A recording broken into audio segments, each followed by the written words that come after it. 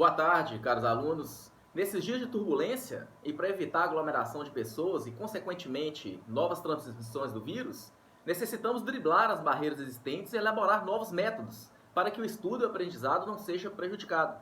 Pois bem, é nesse sentido que vamos enviar algumas aulas por meio de vídeos para que a matéria não seja deixada de lado e também para motivá-los a aproveitar o tempo ocioso para a absorção de conhecimento.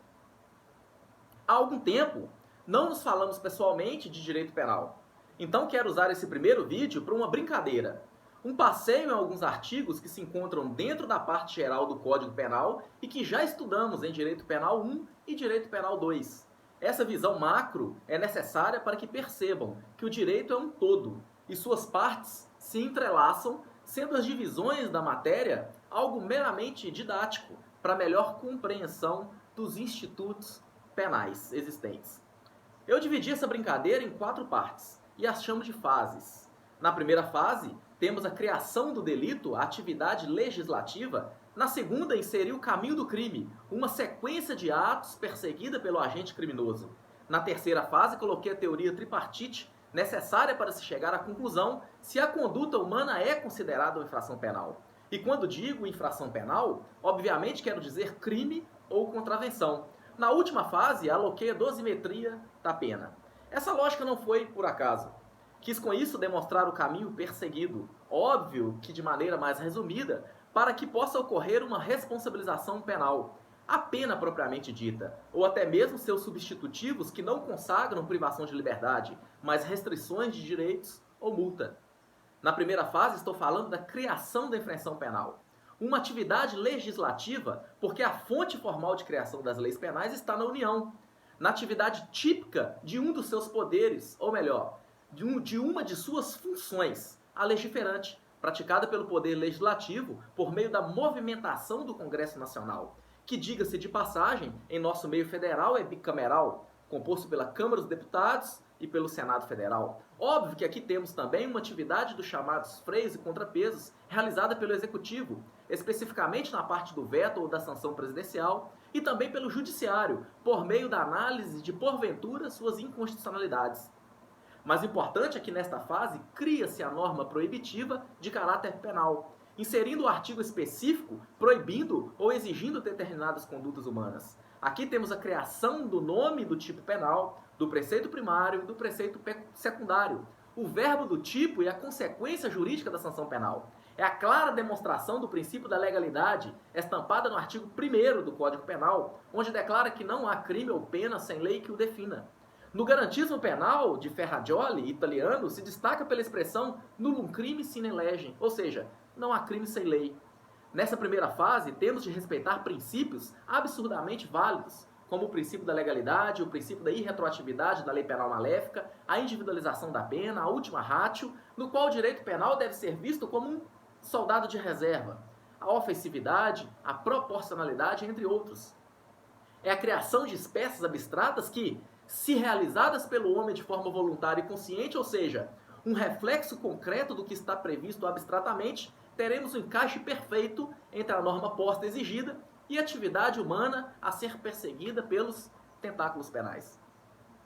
Passemos para a segunda fase de nosso raciocínio, o iter criminis, o caminho do crime, que tem como pressupostos o desencadeamento de 4 ações humanas: a cogitação, fase interna do agente, do pensamento, a preparação, fase externa, onde o agente começa a desenvolver meios que garantam o sucesso de seu crime, a execução da infração e a consumação, a perfeição da atividade delinquencial. A consumação será, pois, a eficácia do que foi pensado, planejado e realizado, um espelho entre o dolo e o fato. As 2 primeiras fases, a cogitação e preparação, são impuníveis, salvo se o tipo penal descrever condutas preparatórias. Já as fases seguintes, de execução e consumação, são puníveis. A parte chamada de exaurimento do delito não é punível, salvo se também, como na preparação, constituir crime autônomo, não sendo o exaurimento fase do iter criminis, mas apenas consequência do delito. Sendo assim, o fato do agente realizar a venda de um bem furtado por si só não constitui infração penal. E não é punível. É consequência de desenrolar lógico do delito de furto ou de roubo. No início da execução, eu já posso descrever a possibilidade de institutos como a tentativa, presente no artigo 14.2 do Código Penal, onde o agente é impedido de consumar o crime por circunstâncias alheias à sua vontade. O crime não chegará a se consumar, mas por uma extensão de caráter temporal passa a ser responsabilizado.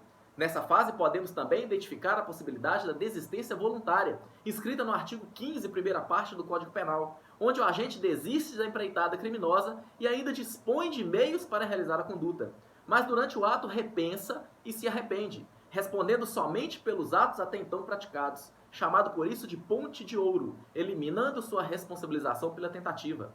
Temos ainda na fase da execução o arrependimento eficaz, onde o agente, após esgotar os meios dispostos ao seu alcance para a realização do ilícito, pratica nova conduta, com a finalidade de evitar seu resultado, também evitando a responsabilização pela tentativa.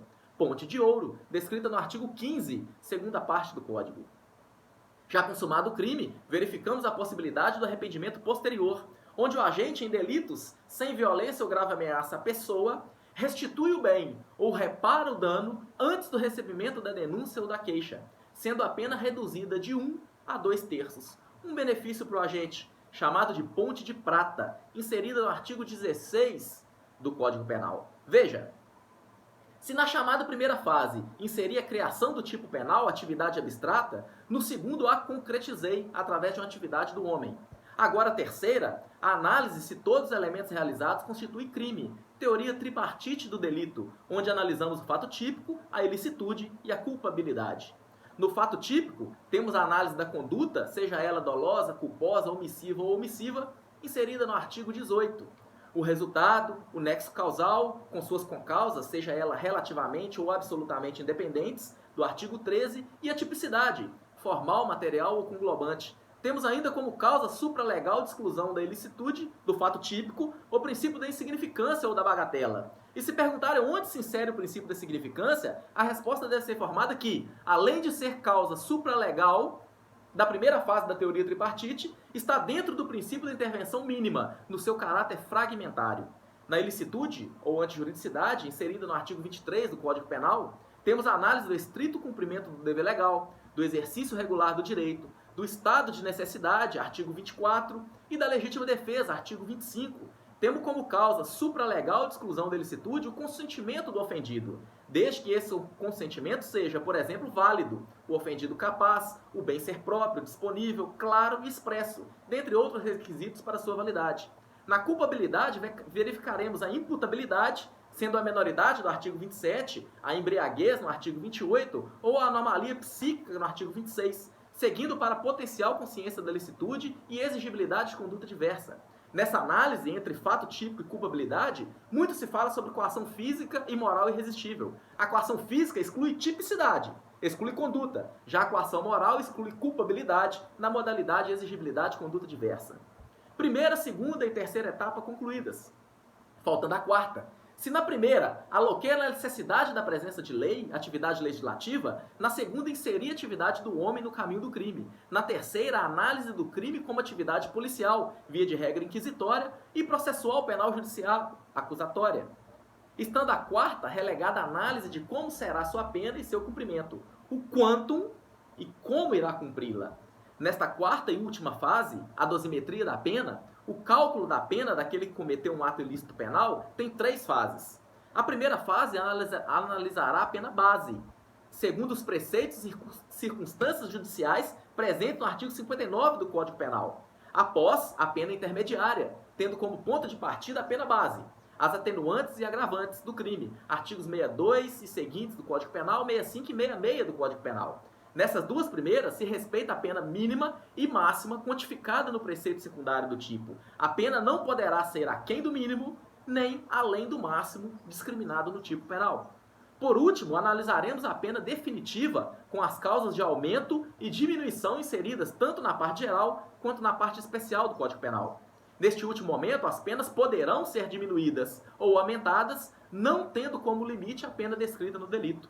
Realizada essa apuração, o magistrado terá que descrever o regime inicial de pena do condenado, sendo ele o fechado, semiaberto ou aberto, inserido no artigo 33 e seguintes do Código, bem como a possibilidade de substituição da pena privativa de liberdade pelas restritivas de direito, artigo 43 seguintes, ou multa, no artigo 49 seguintes, terminando assim a fase judicial de aplicação da pena, tendo como consequência a execução da terminação judicial. As penas restritivas de direitos são a prestação pecuniária, perda de bens e valores, a interdição temporária de direitos, limitação de fim de semana ou prestação de serviços à comunidade.